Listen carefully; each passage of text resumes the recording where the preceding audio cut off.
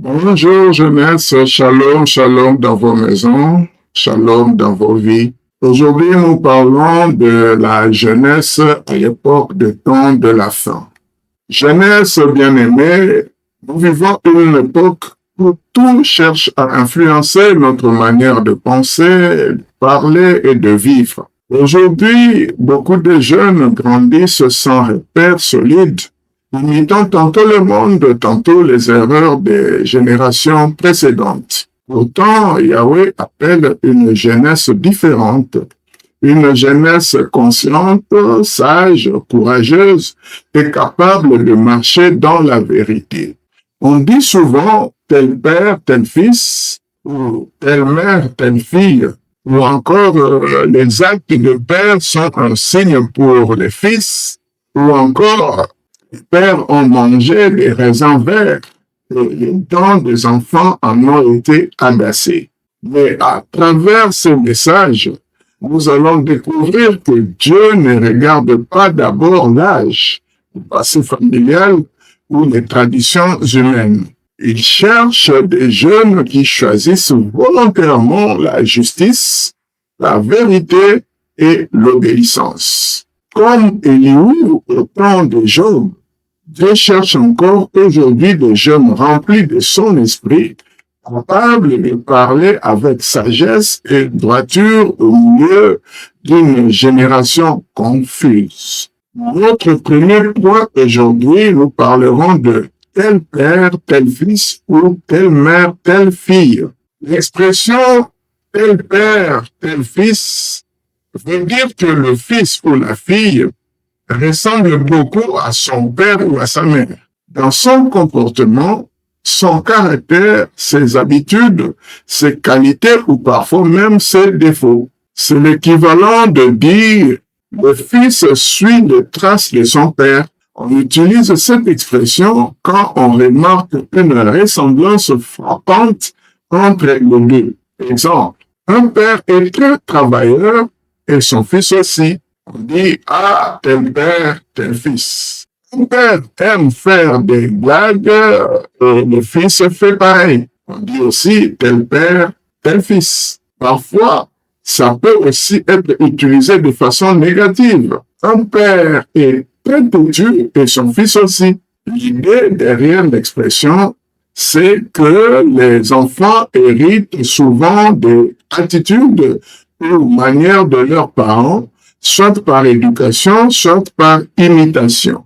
Passons au point 2. Les actes des pères sont un signe pour les fils. La maxime « les actes des pères sont un signe pour les fils » est une idée clé de la pensée juive classique. Elle signifie que les expériences, les choix, le comportement des patriarches tels qu'Abraham, Isaac et Jacob servent de modèle, de présage ou de plan pour les générations futures d'Israël. C'est quoi la signification de cette maxime? Modèle spirituel et historique. Les actions des ancêtres dans la Bible ne sont pas de simples récits passés, mais constituent un schéma ou une préfiguration de ce qui arrivera à leurs descendants. Cela s'applique aux épreuves, réussites, exil et rédemption. 2. Transmission de traits et de conséquences. Les comportements des parents, tant positifs que négatifs, influencent les destins des enfants, que ce soit par mérite, punition ou enseignement spirituel. Les fondations dans la Bible de cette maxime. Voici quelques exemples tirés de la Bible. 1. Abraham descend en Égypte, puis remonte.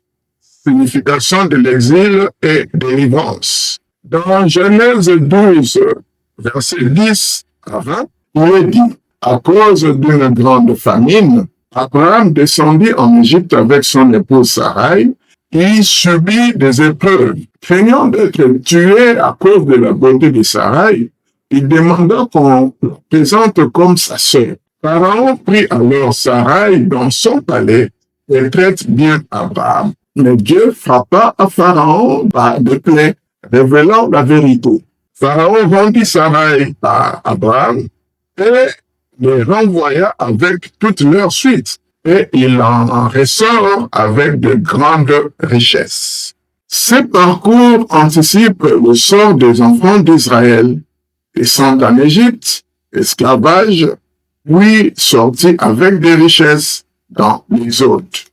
Le voyage des patriarches en terre d'Israël, le frère qu'Abraham, puis Isaac et Jacob, parcourent et prennent possession de la terre, marque symboliquement le don de la réclamation future de la terre d'Israël. Genèse 13, 14 à 17.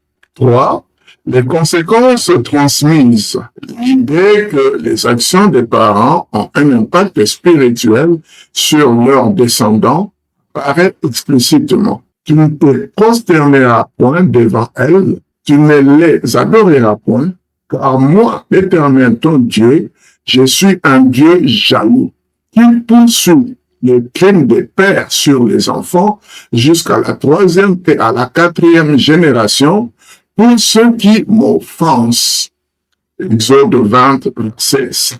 Une situation familiale ou sociale peut marquer le destin de la génération suivante. En résumé, les actes de père sont considérés dans la Bible non seulement comme des faits historiques, mais comme des signes, des modèles et parfois aussi des avertissements pour les enfants d'Israël.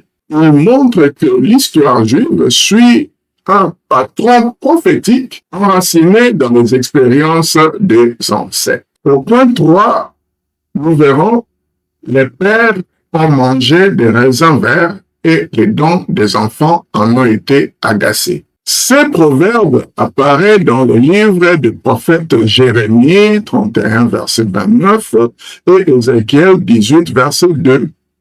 Il exprime l'idée que les conséquences des fautes ou actes des parents rejaillissent sur leurs enfants. Quelle est l'interprétation dans la Bible de ces proverbes? Ce principe est lié au verset de la Bible évoquant la transmission des conséquences des fautes. L'Éternel est plein de longanimité et de bienveillance. Il supporte le crime et la rébellion sans toutefois les absoudre, faisant en justice du crime des pères sur les enfants jusqu'à la 3e et à la 4e génération. Nombre 14, verset 18. Voyons que disent les prophètes Jérémie et Ézéchiel.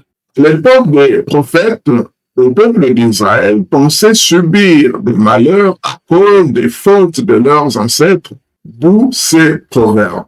Jérémie et Ézéchiel corrigent cette idée. Jérémie annonce une ère où chacun sera responsable de ses propres fautes, de ses propres péchés. En ce jour, on ne dira plus, les pères ont mangé des raisins verts et les dents des enfants en sont agacés. Mais chacun périra pour ses fautes, pour ses péchés. Tout homme qui mangera du raisin vert en aura, lui, des dents agacées. Jérémie, chapitre 31, versets 29 à 30. Ézéchiel développe. Pouvez-vous colporter les dictons suivants sur la terre d'Israël? Les pères ont mangé du raisin vert et les dents des enfants en sont agacés. Par ma vie, dit le Seigneur Dieu, vous ne devrez plus citer ces dictons en Israël. Oui, toutes les âmes sont à moi, l'âme du Père comme l'âme du Fils. Elles sont à moi. L'âme pécheresse seule mourra. C'est la personne qui pêche qui mourra. Le Fils ne portera pas la faute du Père, ni le Père la faute du Fils. La justice du juste est imputable au juste, la méchanceté du méchant est imputée au méchant. Ézéchiel 18, versets 2 à 4, puis verset 20. Oui, l'âme qui faute, c'est elle qui mourra. Le Fils ne portera pas la faute du Père. On fait une petite synthèse de ce point. Le verset des raisins verts exprime l'inquiétude des générations punies à cause de fautes ancestrales. Un principe nuancé dans la Bible est rectifié par le prophète. La responsabilité individuelle, excepté lorsque les enfants prolongent explicitement la conduite fautive de leurs parents. Quelques exemples dans les livres de rois. 1 Roi, chapitre 11, verset 6. Et Salomon fit ce qui est mal aux yeux de l'Éternel. Il ne suivit point pleinement l'Éternel comme David son père. 1 Roi, chapitre 15, verset 3. Abijam se livra à tous les péchés que son père Jéroboam avait commis dès avant lui, et son cœur ne fut point tout entier à l'Éternel, son Dieu, comme l'avait été le cœur de David, son père. 1 Roi, chapitre 15, verset 11. Asa fit ce qui est droit aux yeux de l'Éternel, comme David, son père. Nous voyons que les enfants, soit qu'ils pouvaient suivre leur père, soit qu'ils ne pouvaient pas suivre leur père. La visite de la faute s'étend uniquement si les enfants maintiennent les voies de leur père. S'ils s'en détachent ou se répandent, ils ne sont pas punis pour la faute des ancêtres. Yahweh prolonge sa miséricorde, espérant que les enfants opteront pour la justice, mais si eux aussi reproduisent les fautes de leur père durant plusieurs générations, alors le châtiment s'applique cumulativement, c'est-à-dire jusqu'à la 3e et à la 4e génération, mais pas au-delà. Si un fils est juste, il ne portera pas la faute de son père, conformément à ce qu'enseignera plus tard le prophète Ézéchiel dans Ézéchiel 18, 20. Nous sommes arrivés au point 4, l'exemple de Elihu. Voilà le modèle de la jeunesse que Yahweh veut, l'exemple de Elihu. Et Elihu, fils de Barakel, le Bouzite, prit la parole et dit, « Je suis jeune d'années et vous êtes vieux. C'est pourquoi j'étais intimidé et je craignais de vous faire connaître mon avis. Je me disais, c'est à la vieillesse de parler, au grand âge d'enseigner la sagesse. Mais celle-ci est chez les hommes une inspiration divine. Le souffle du Tout-Puissant les rend intelligents. Ce ne sont pas les plus âgés qui sont les plus sages, ni les vieillards qui comprennent ce qui est juste. Job 32, versets 6 à 9. Voici un résumé du contexte. Elihu, plus jeune que les autres, s'était jusqu'ici tu, par respect pour l'âge et l'expérience. Mais voyant que la sagesse des anciens ne découvre pas la vérité sur la souffrance de Job, il prend la parole. Quel est le contenu du passage? Elihu exprime sa réserve à parler à cause de sa jeunesse. Il reconnaît la coutume de respecter la parole des anciens, supposés être plus sages. Pourtant, il affirme, mais en réalité, c'est le souffle dans l'homme, l'esprit du Tout-Puissant qui donne l'intelligence. Ce ne sont pas les vieillards qui sont sages, ni les anciens qui discernent le droit. Voici un commentaire en lien avec la responsabilité individuelle. Elihu introduit ici deux idées qui s'opposent au principe mécanique de la sagesse, de la transmission ou du châtiment automatique lié aux générations antérieures. La première idée, c'est quoi? La première idée, c'est la sagesse ne dépend ni de l'âge ni de l'hérédité. Contrairement à la pensée courante, Elihu insiste. La compréhension et la justice viennent de Dieu, non seulement de l'expérience humaine ou de la tradition transmise des aînés. Il n'y a donc pas de garantie que la génération précédente détient la vérité ou que l'homme hérite de la sagesse de ses pères simplement par la génération. Deuxième idée, l'individu et son rapport avec Dieu. Elihu montre, comme le feront plus tard Ézéchiel et Jérémie, que chaque individu doit rechercher l'inspiration et la vérité divine personnellement. Cela fait écho à la correction du proverbe les pères ont mangé des raisins verts. Chaque personne est jugée et inspirée selon son mérite, pas seulement par tradition ou héritage. Apprécions le lien avec les prophètes. Comme chez Ézéchiel 18:20, Élihu refuse la logique du simple héritage de la faute ou de la sagesse au profit de la responsabilité et du mérite individuel. En résumé, Élihu, par ses paroles, affirme que ni la sagesse, ni la justice, ni les conséquences ne passent mécaniquement de père aux enfants. Chaque génération et chaque individu doit chercher la vérité en dialogue direct avec Yahweh. Cela nuance fortement la vision du tout transmis. Signe pour le Fils. Il y a signe, mais pas déterminisme. L'homme reste cœur de sa destinée. Voici la conclusion de notre message. Pourquoi le Dieu est-il blâmé? Parce qu'il n'avait pas parlé de Yahweh avec droiture et justice, comme son serviteur Job. Il devait donc présenter 7 taureaux et 7 béliers, puis venir trouver son serviteur Job et les offrir en holocauste à leur intention. Job pria pour eux afin que, par égard pour lui, Yahweh ne leur inflige pas d'humiliation. Souvenez-vous, nous avions vu que la justice de Dieu en nous consiste à sanctifier le nom de Dieu, notre Père Yahweh, c'est-à-dire manifester la grandeur du nom de Dieu dans le monde, et de désigner Dieu comme roi absolu, dont la souveraineté sera dévoilée à tous. Et 3, exprimer la dépendance de l'humanité à sa volonté souveraine. Jeunesse bien-aimée, retenons ceci.